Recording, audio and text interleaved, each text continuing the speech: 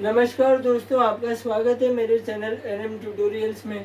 मैं हूं आपके साथ नयन माहेश्वरी और यहां पर हम पढ़ रहे हैं क्लास 6 का चैप्टर 2 लाइंस एंड एंगल्स, जिसका हम आज आखिरी टॉपिक पढ़ने वाले हैं, जो है क्लॉक, घड़ी, हमारे घर में लगने वाली घड़ी। इससे पहले अभी तक हमने इस चैप्टर में लाइंस के बारे में पढ़ लिया है, एंगल्स के बारे में पढ़ लिया है।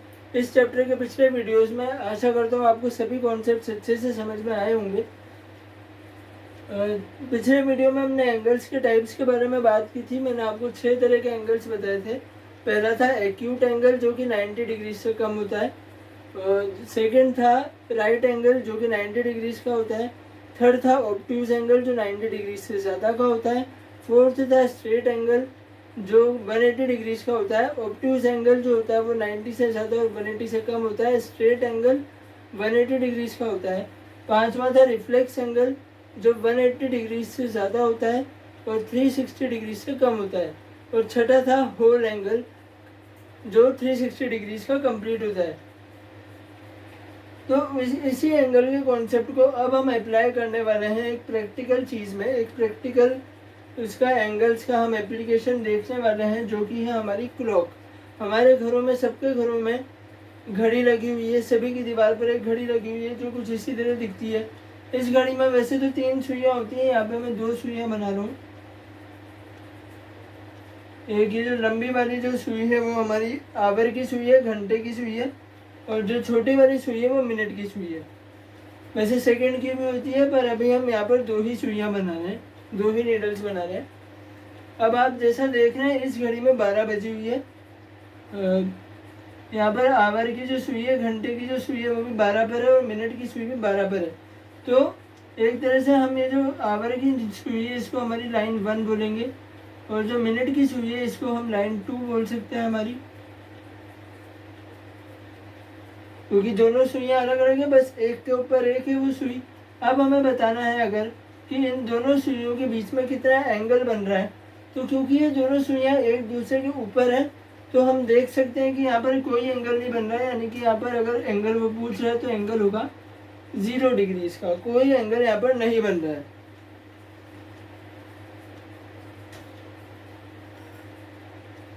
अब जैसे अगर सपोज कीजिए कि ये मिनट की सुई यहाँ से मूव करती है, और ये मिनट की सुई मूव करते हुए पहले 1 पे जाएगी, 2 पे जाएगी, 3 पे जाएगी, 4 पे जाएगी, 5 पे जाएगी, 6, 7, 8 और ऐसे करके पूरा रोटेशन कंप्लीट करके 12 पे वापस आएगी। तो एक तरह से जब ये पूरा सर्कल कंप्लीट करती है, तो पूरा सर्कल कंप्लीट करने में उसने कितना एंगुलर डिस्टेंस, कितने एंगल की दूरी उसने कवर करी, ये पूरा सर्कल का टोटल एंगल कितना है। जैसा हमने कल देखा था कि सपोज ये एक लाइन है हमारे पास,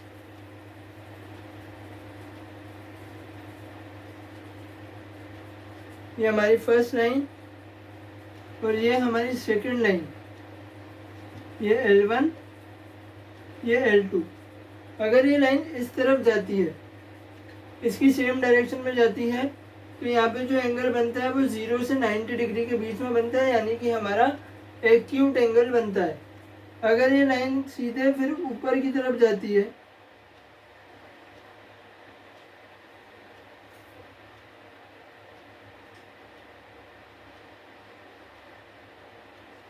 अगर ये लाइन सीधे ऊपर की तरफ जाती है, तो यहाँ पर हमारा राइट एंगल बनता है।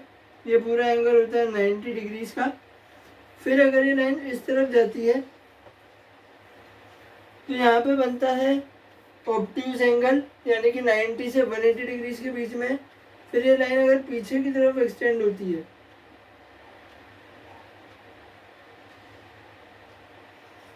तो यहाँ बनता है हमारा स्ट्रेट एंगल। अगर नीचे की तरफ कहीं भी जाए, इस किसी भी डायरेक्शन में जाए, तो कौन सा एंगल बनेगा, रिफ्लेक्स एंगल, यानी 180 डिग्री से ज़्यादा और 360 डिग्री से कम। अब ये जो चल रही है, ये तो घड़ी से उल्टी डायरेक्शन में चल रही है, पर जो पाथ, जो रास्ता ये कवर कर रही है, वो आप देखो, ये सर्कल बना ही रास्ता है, एक सर्कल में ही चल रही है, भले ये घड़ी से उल्टी डायरेक्शन में है, घड़ी यूँ चलती है, ये यूँ घड़ी इस डायरेक्शन में चलती है और हमारे ये लाइन इस डायरेक्शन में चल रही है, एकदम अपोजिट डायरेक्शन में जा रही है, पर जो रास्ता ये कवर कर रही है वो ये सर्कल ही बना रही है। तो जब ये सर्कुलर पाथ, जब ये गोल रास्ता ये पूरा करके वापस यहाँ पर आएगी तो कितना एंगल बनेगा? आप में से कई लोग कहेंगे कि 0 डिग्री रहेगा, लेकिन नहीं, क्योंकि यहाँ पर 180 डिग्री कंप्लीट हो गया और यहाँ पर जो एंगल जब ये नीचे जाती है तो हम इसको रिफ्लेक्स एंगल के तौर पे क्या कहते हैं, हम इसको बोलते हैं कि ये रिफ्लेक्स एंगल है, यानी कि ये 180 डिग्री से ज़्यादा का एंगल बना रही है। तो अगर ये 180 डिग्री से ज़्यादा का एंगल 181, 182, 183, 184 डिग्रीज बन रहा है, तो यहाँ पे आके वो वापस 0 तो नहीं होगा भाई। सपोज अगर यहाँ पे 200 डिग्री बन गया, इस जगह पे 200 डिग्री बन गया, यहाँ पे अगर 300 डिग्री बन गया, तो 300 के बाद वापस 0 डिग्रीज तो नहीं होगा। तो जब ये सर्कल कंप्लीट करके यहाँ पे वापस आती है, एक रोटेशन के बाद यहाँ पे जो एंगल का मेजर होता है वो होता है 360 डिग्री।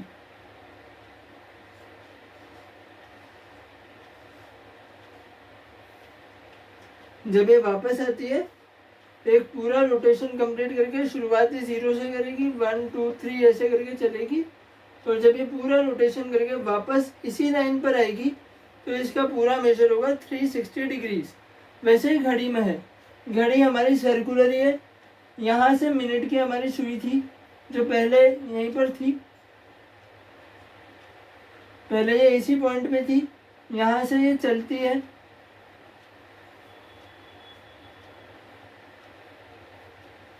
यहाँ से मिनट की सुई चलती है, इसी डायरेक्शन में आगे बढ़ते हुए चलती है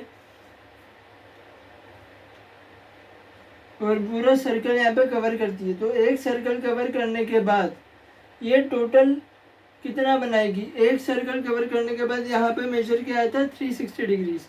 तो यहाँ पे भी एक रोटेशन, एक सर्कल कंप्लीट करने के बाद जो मेजर होगा वो होगा 360 डिग्रीज। तो angle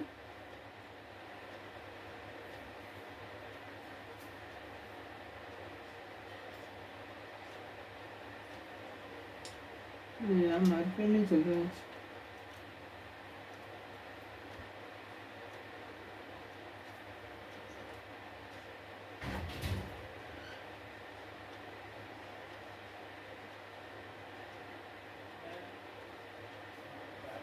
angle in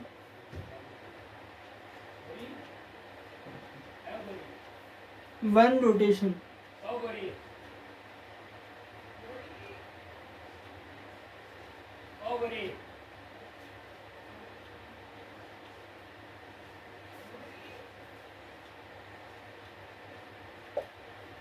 angle in one rotation कितना बना है?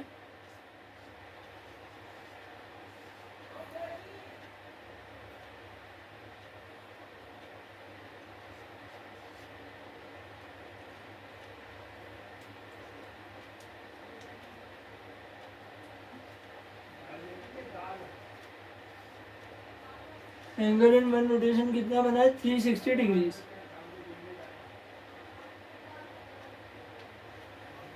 एक रोटेशन में एंगल कितना बना है? 360 डिग्रीज।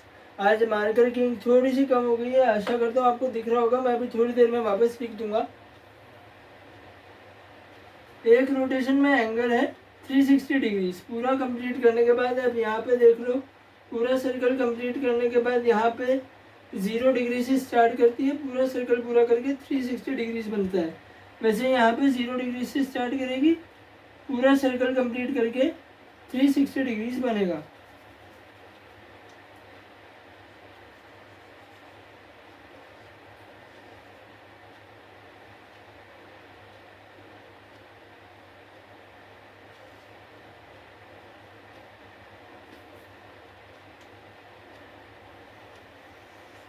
तो अभी तो आप समझ गए कि एक रोटेशन में तो 360 डिग्रीज होता है।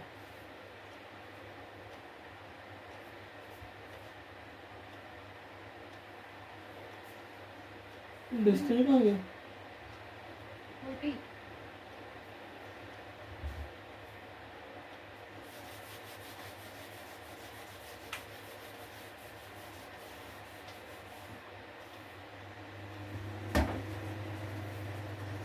तो वन कंप्लीट रोटेशन में 360 डिग्री बन रहा है। अब सपोज कीजिए कि ये जो मिनट वाली नीडल है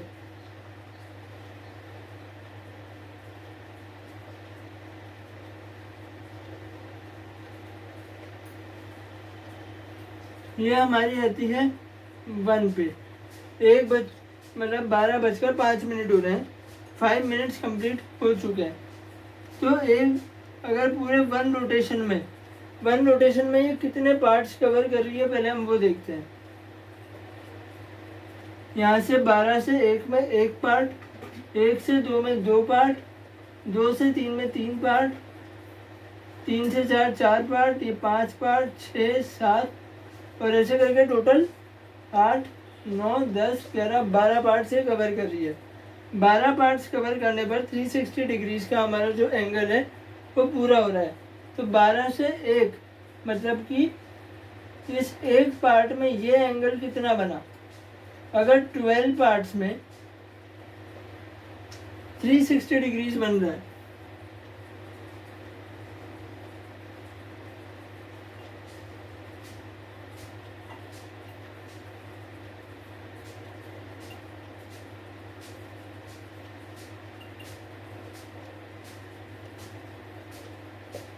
अगर 12 पार्ट्स में 360 डिग्रीज बन रहा है तो 1 पार्ट में कितना बनेगा।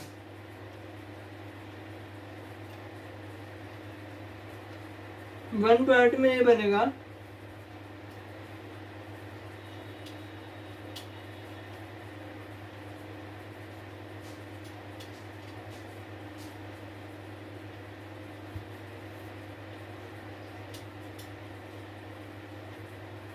360 डिग्री डिवाइडेड बाय 12।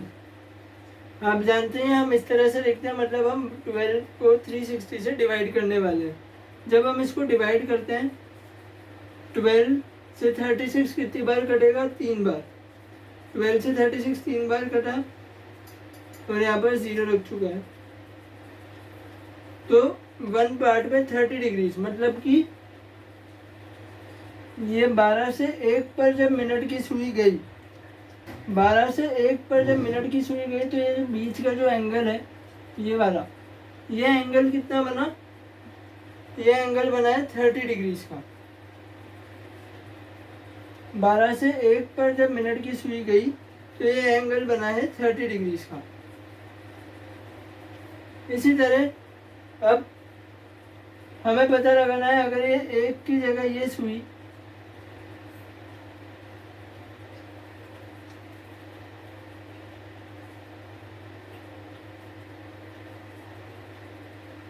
दो पर जाती है तो कितना एंगल बनेगा। अब एक पार्ट में 1 पार्ट में हमारा 30 डिग्रीज का एंगल बना, तो यहाँ से अब इस नीडल ने कितने पार्ट्स कवर कर लिए, ये 1 ये 2 पार्ट्स कवर कर लिए। तो 2 पार्ट्स में कितना बनेगा,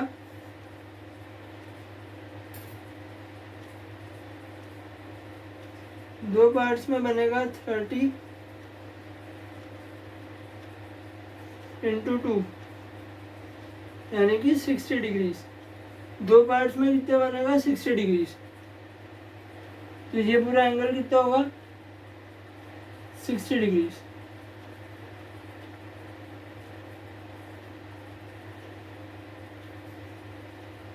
आशा करता हूँ आपको समझ में आ रहा होगा।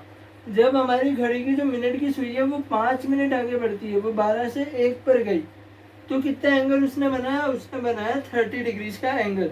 वैसे ही 1 से 2 पर गई, ये नीडल तो फिक्स है हमारी 12 से, और यहाँ से 2 पे जा रही है, ये 12 पर ही है, आवर की तो फिक्स है। और मिनट की सुई 2 पर गई है, यहाँ से 30 डिग्री से इतना बना लिया था, तो यहाँ से 1 से 2 पे गई तो 30 डिग्रीज और बढ़ गया। 30 डिग्रीज का हमने डबल कर दिया जो कि हुआ 60 डिग्रीज।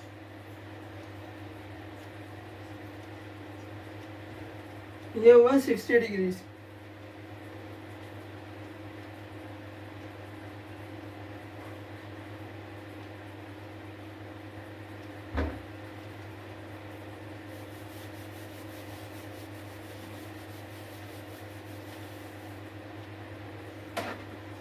अब हमने देखा था कि 1 पार्ट में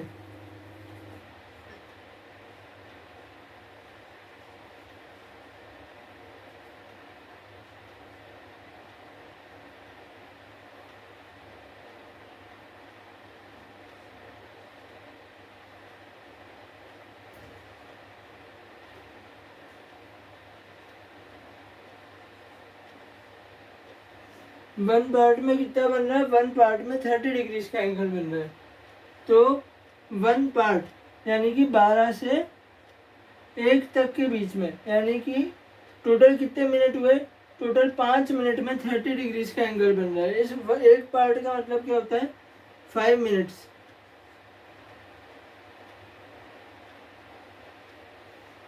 फाइव मिनट्स में 30 डिग्रीज का एंगल बन रहा है।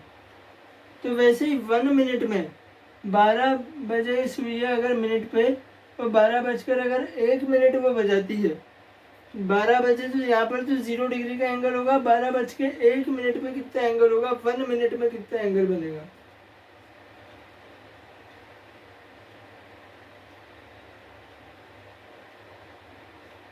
वन मिनट में कितना एंगल बनेगा, 30 डिग्री अपॉन 5, 5 से डिवाइड किया, 30 को कितनी बार गया, 6 टाइम्स। तो 1 मिनट में यहाँ से 12 बज के 1 मिनट तक, 1 मिनट में जो आवर की सुई, घंटे की सुई और मिनट की सुई के बीच में जो एंगल बनता है वो कितना होता है, 6 डिग्रीज का। तो आप लोग समझ ही गए होंगे। पूरा रोटेशन कंप्लीट करने पे टोटल एंगल बनेगा हमारा 360 डिग्रीज का। इसे मैं दोबारा लिख देता हूँ, 360 को, ठीक से नहीं दिख रहा होगा, पूरा ही दोबारा लिख देते हैं।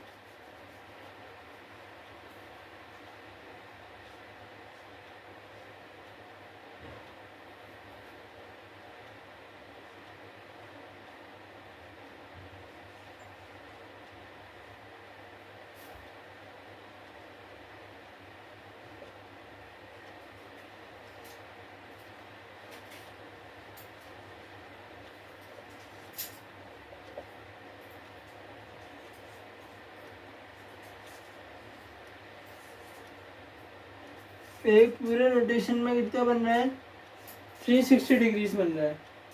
और एक पार्ट में यानी कि 5 मिनट में बन रहा है हमारा 30 डिग्रीज, और 1 मिनट में बन रहा है 60 डिग्रीज, 2 मिनट में 60 डिग्रीज। अब जब 3 पर आएगी सुई, जब यही सुई है 3 पर आएगी, तो देखो यहाँ पर पूरा 90 डिग्रीज का बन रहा है, क्योंकि ये एकदम स्ट्रेट हमारा जो सेंटर पॉइंट होता है घड़ी का, उसके एकदम सामने ही होता है, उसके एकदम सामने 3 होता है। तो यहाँ से ये वर्टिकल लाइन, ये हॉरिजॉन्टल लाइन, ये इंटरसेक्ट किया, यहाँ पे कितना बन गया, 90 डिग्रीज का। वही 30 डिग्रीज का डिफरेंस आया, यहाँ पे 30 डिग्री था, यहाँ पे 60 डिग्री हुआ, यहाँ पे 90 डिग्री हो गया। इसी तरह 120, 150, 180 और 210, 240, 270, 180, 210, 240, 270, 300, 330 एंड 360 डिग्रीज पूरा कंप्लीट यहाँ पे रोटेशन एक कंप्लीट होगा। अब देख लेते हैं कि कैसे सवाल क्लॉक से पूछे जाते हैं।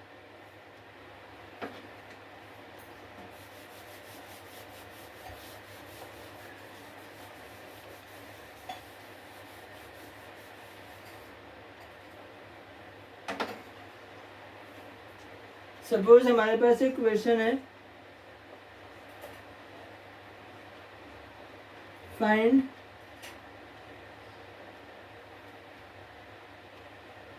Angle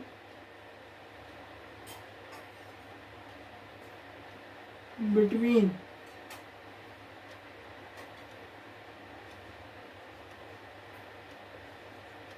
our and minute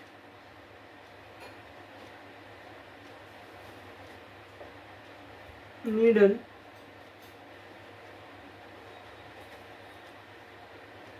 at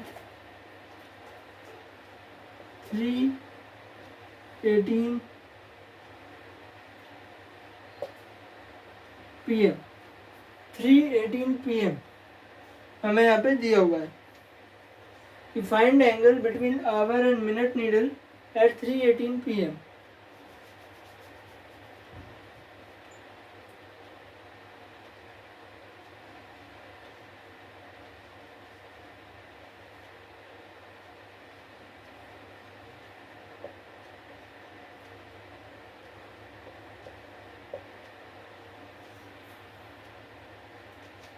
3:18 पर क्या एंगल बनेगा?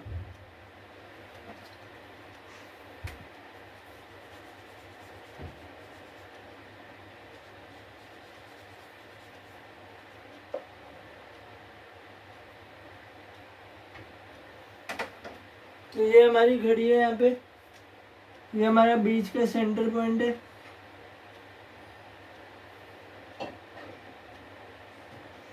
ये आवर की जो सुई है वो 3 बजा रही है, यहाँ पर 3 पे जा रही है।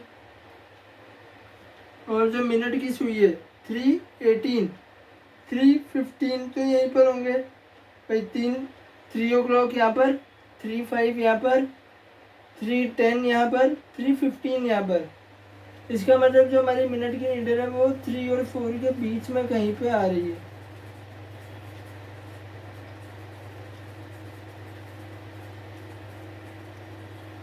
ये 3 और 4 के बीच में कहीं पे पॉइंट कर रही है और हमें ये बीच का एंगल पता लगाना है कि ये कितना होगा।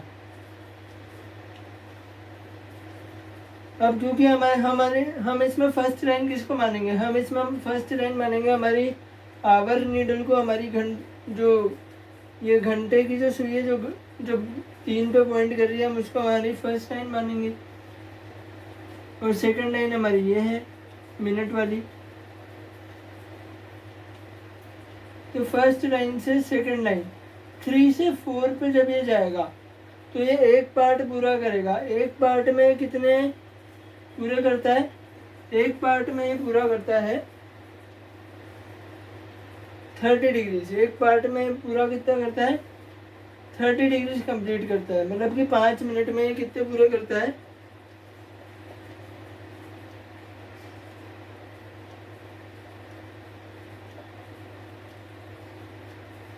5 मिनट में 30 डिग्रीज का एंगल बनाता है। तो 1 मिनट में ये कितना बनाएगा?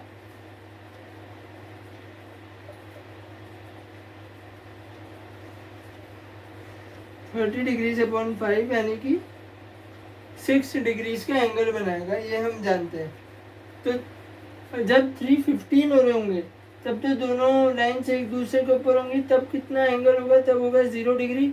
आप उसको अब 12 से मेजर मत कीजिएगा, उसने बोला है कि आपकी जो आवर की सुई है वो 3 पर है। तो हम यहीं से मेजर करेंगे कि जब ये दोनों लाइंस एक दूसरे पर होंगी, जब ये दोनों लाइंस एक दूसरे पर होंगी तो एंगल कितना होगा? 0 डिग्री। दोनों लाइंस इस तरह होंगी, ये 3 पर, तो एंगल कितना होगा? ये हमारी लाइन 1, ये हमारी लाइन 2। एंगल कितना होगा इन दोनों के बीच में? 0 डिग्री। और ये टाइम है हमारा 3:15।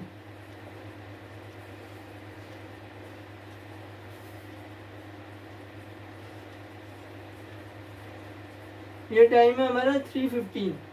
3:15 पे हमारा 0 डिग्री एंगल बन रहा है। 1 मिनट में कितना एंगल बना रही है? 6 डिग्री बना रही है। तो 3:15 और 3:18 में कितने मिनट्स का डिफरेंस आ रहा है? 3 मिनट्स का डिफरेंस आ रहा है। तो 1 मिनट में अगर वो 6 डिग्री बना रही है तो 3 मिनट में वो कितना एंगल बनाएगी?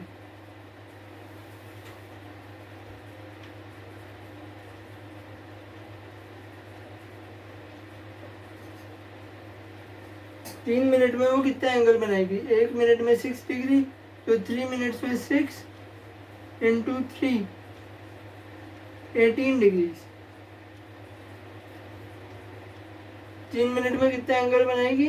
18 डिग्रीज का एंगल बनाएगी।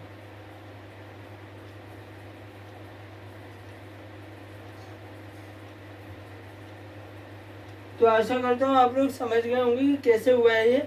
यहाँ से हम 3 से इसको काउंट करेंगे क्योंकि आवर की नीडल जो है वो 3 पे है। यहाँ से 4 पे गई, उसने एक पार्ट कंप्लीट किए यानी कि 5 मिनट कंप्लीट किए। 5 मिनट में उसने बनाया 30 डिग्री का एंगल, हम जानते हैं।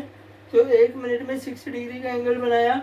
अगर 3:15 पे 0 डिग्री का एंगल था तो 3:18 पे कितना होगा? 3:15 पे 0 डिग्री था तो 3:15 के बाद 16, 17, 18 3 मिनट का डिफरेंस आता है। तो 3 मिनट में उसने कितना एंगल बनाया? 18 डिग्री। तो 3:18 पे आवर और मिनट नीडल के बीच का एंगल कितना आया? 18 डिग्री। तो इसी तरह के सवाल आपको आपकी बुक में भी देखने को मिलेंगे, आवर और मिनट नीडल से रिलेटेड, कि कितना एंगल उस पर बन रहा है, कितना नहीं बन रहा है, यही वो पूछेगा जनरली एग्जाम्स में। तो आशा करता हूँ आप जो क्लॉक का कॉन्सेप्ट है वो समझ गए होंगे अच्छे से।